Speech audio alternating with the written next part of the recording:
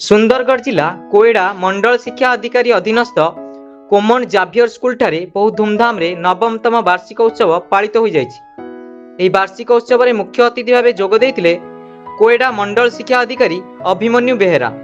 सम्मानित अतिथि भाव जोग देइथिले रुंगटा सीजीएम आनंद साहू, कोयडा एबीओ भरत चंद्र महांती, कोमंड प्लांट जीएम पीके विद्याधर, प्लांट एजीएम रमणी रंजन महंत पहुंचवा परे बाबा गणपति रे दीप प्रज्वलन सरिबा परे अतिथि माननकु उत्तरीय देई सम्मानित करथिले। पिलामानंकर कला संस्कृति को अतिथि माननक सम्मुखरे प्रदर्शन करी देखाइथिले।